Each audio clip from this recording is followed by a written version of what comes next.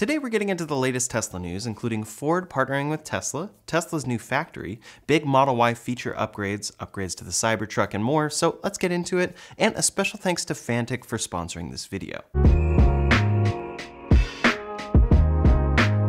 First up today, Tesla might be announcing a new factory soon. They've been expanding consistently in an effort to reach a production capacity of 20 million cars annually by the end of the decade. Their current and upcoming factories are expected to be limited to an annual capacity of about 6 million vehicles long term, so we've suspected they're going to be building at least a few more. So far, in addition to their existing factories, they're reportedly expanding Giga Shanghai, Elon has scoped out France as a possible new factory location, India might be getting a new Tesla factory, and they're already moving forward with a new factory in Mexico. They've also scouted sites in Canada. Now Elon has confirmed they'll be choosing a new factory location soon. In an interview with the Wall Street Journal, he said, "We will probably pick another location toward the end of this year." That's about all he said, but we can probably expect it to be between the locations we've already heard about, between India, France, and Canada. It might make the most sense to them to enter the Indian market. It's the largest car market that Tesla hasn't tapped yet, and it might be in their best interest to beat neighboring Chinese EV makers to the punch. New business in India could also be huge for their supercharger network, since there isn't already an established fast charging network there. That said, they might find that new battery manufacturing facilities in North America should take priority to help Tesla remain eligible for American EV tax incentives. That's where a new Canadian factory could make sense. Either way, Tesla needs to make a decision soon to stay on track to reach their production goals. But what do you think? Where do you think their next factory might be? Leave a comment below to let me know your thoughts. I've mentioned in videos before that I'm a musician, and I just launched the first video on my new jazz YouTube channel. It's our version of a song from The Little Mermaid, and it's linked in the description below. I'd love for you to check it out.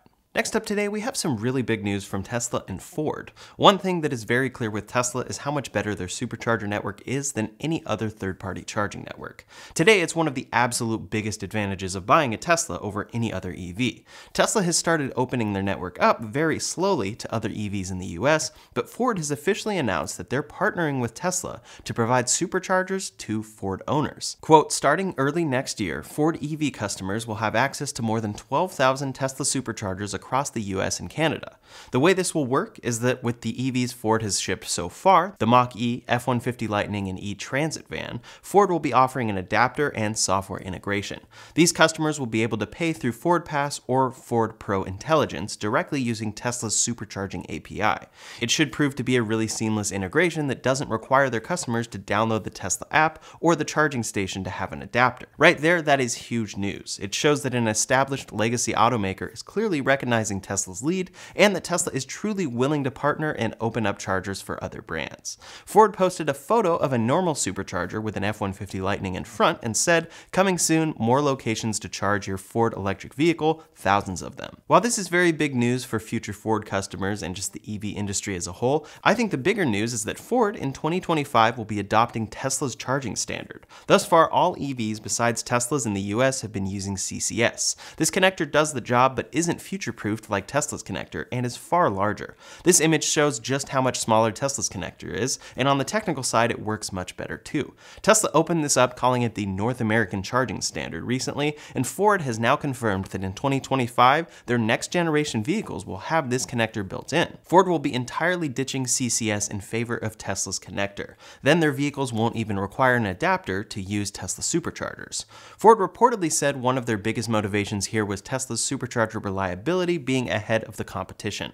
Overall, this is huge news for Tesla and the EV industry. Ford will soon have a much bigger advantage with charging infrastructure, and they will be adopting a sleeker charger in their cars. Then Tesla will be expanding their supercharger business, allowing them to grow installs even further and make more money with charging. The big question going forward, though, is will other brands adopt Tesla's North American charging standard as their charging standard? The US has gone forward with CCS as a standard, but competition may win out here if Ford is shifting entirely to Tesla's connectors. The good news is that adapters should be able to make any issues here no problem. For some time it may be similar to Apple's dongle strategy, but at least you can just keep these adapters in your glove box for when you need them. Next up today, Tesla has officially made a big change in the Model Y that many have been wanting for quite some time. Many have also wondered when it would ultimately arrive, and now it has. When Tesla first launched the Model Y, it came with what they call their Hardware 3.0 suite. This is their suite of cameras all around the car and full self-driving computer that makes autopilot and future FSD features possible. According to Tesla, these computers and cameras will be capable of full self-driving once the software arrives, but of course they aren't standing still with the hardware. They're going to keep updating the system, and that's where Hardware 4.0 comes into play.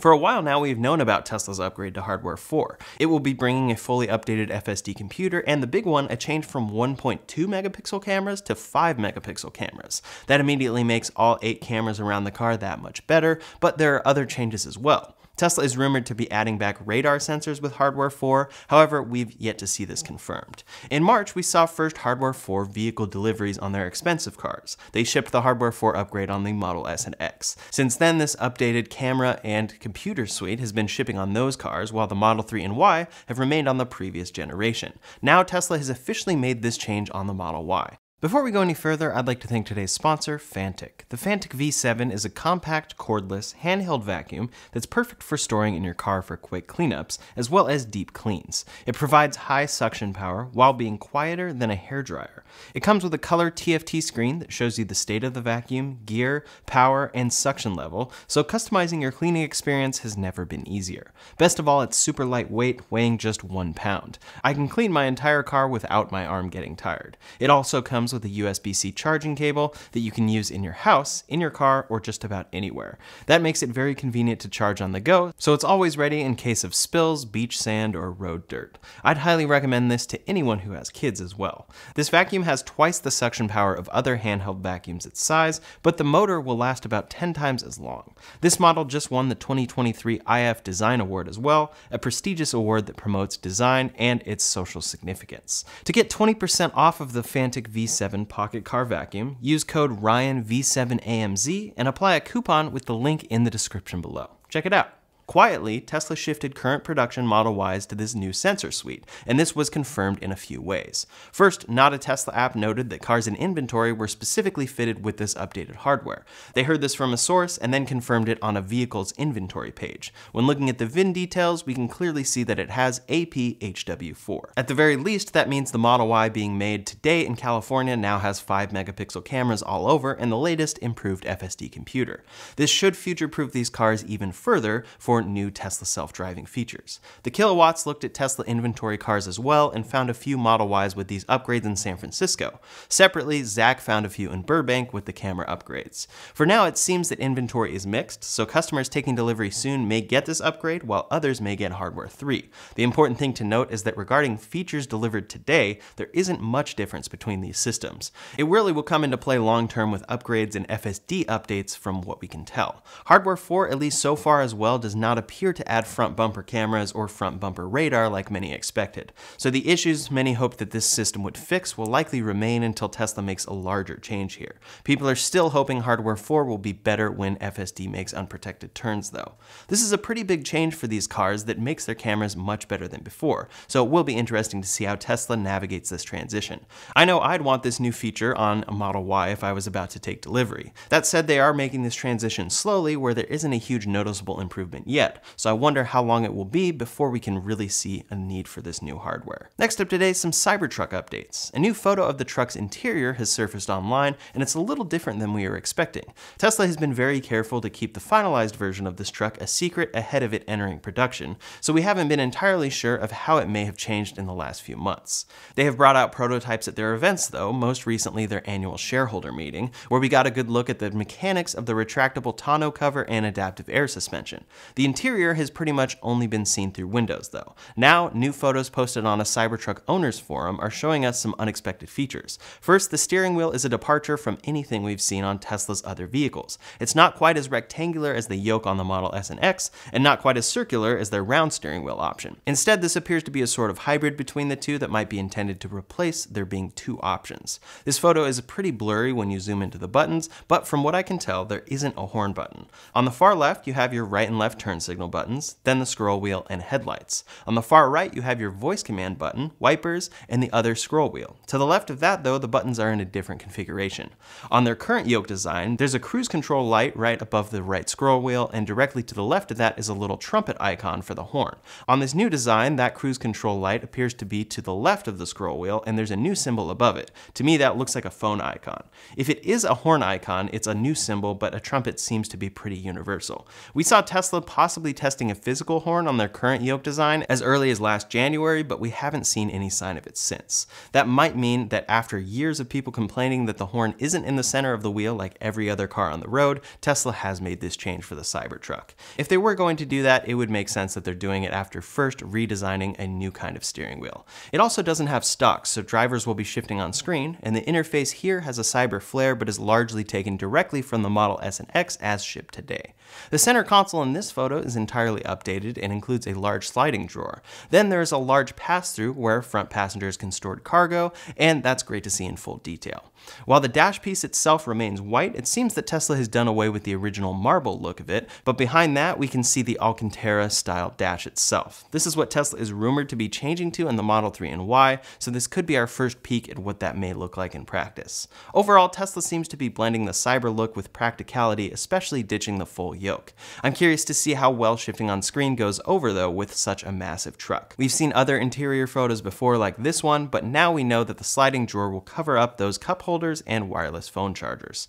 One more design touch to note in this photo is the buttons on the seat. Tesla is clearly keeping a design language all over the Cybertruck. This truck seems to be coming together well, and I really hope we see production later this year. Next up today, I want to revise something I talked about in my last news video. I was talking about the latest confirmations from Tesla that they are going to be importing cars from China to Canada.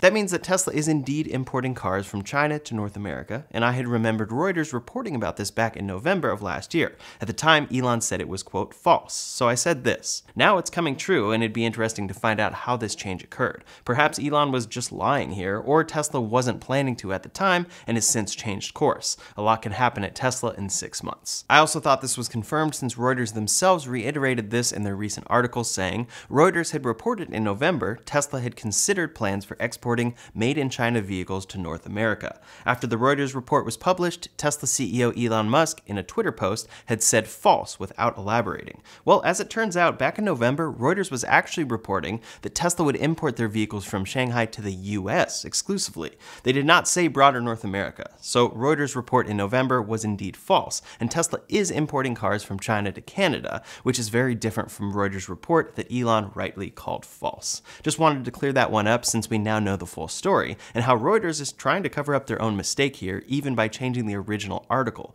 The original tweet is up as well, and they clearly say Tesla is considering exporting China-made cars to the US. This remains false, especially since those cars won't qualify for any tax credit. For now, Tesla is beginning to import cars from China to Canada, where they will qualify for local incentives. Last up today, some updates from other automakers. Mercedes-Benz has announced an electric CLA sedan and GLC crossover coming in 2024. So far, they've introduced 5 fully electric models, including the EQS sedan and SUV, EQB, and the EQE sedan and SUV.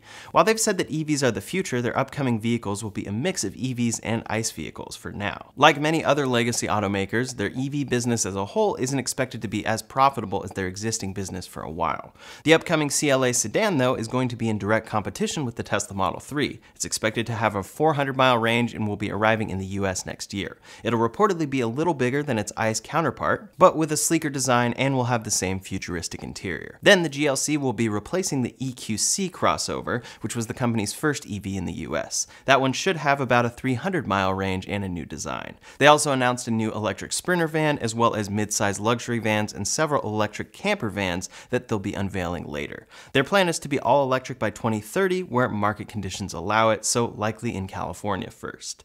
GM has announced a new Cadillac Escalade IQ EV. They said it'll be revealed later this year and promises the same commitment to craftsmanship, technology, and performance that has helped the Escalade nameplate dominate the large luxury SUV segment for the last 20 years. The Escalade IQ will join the Lyriq and the upcoming Celestiq as Cadillac continues to build an all-electric portfolio. Beyond that, they didn't reveal many details. Making an electric version of an already existing ICE vehicle is new for Cadillac, but it's in line with what parent company GM GM has been doing with the Equinox, Blazer, and Silverado.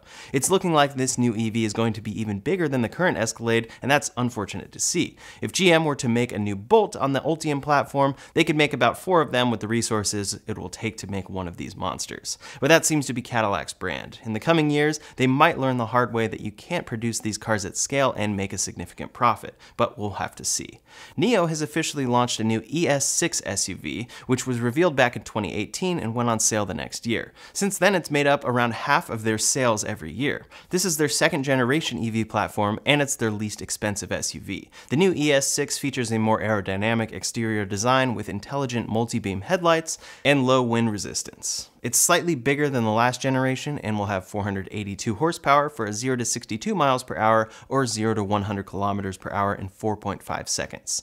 It'll also have an all-new interior that includes a double-layer wraparound design and premium high-end seating. With zero gravity mode, the passenger seat can recline 160 degrees and raise the leg rest to lay almost flat. It's coming with 2 battery options, a 75 kilowatt-hour option with a 304 miles CLTC range or a 100 kilowatt-hour pack with a 388 miles CLTC range. Those will both begin deliveries on May 25th. They've also teased a 150 kilowatt-hour semi-solid state battery available in July that can reportedly deliver a 577 miles CLTC range. These cars will start around $52,100 USD, with the longer range starting around $60,300. That's all the latest Tesla news for today, so in the meantime, if you want to see my full review of the 2023 Ford Mustang Mach-E, you can check out that video linked up here or in the description below. Thanks so much for watching, and I'll see you on the next one.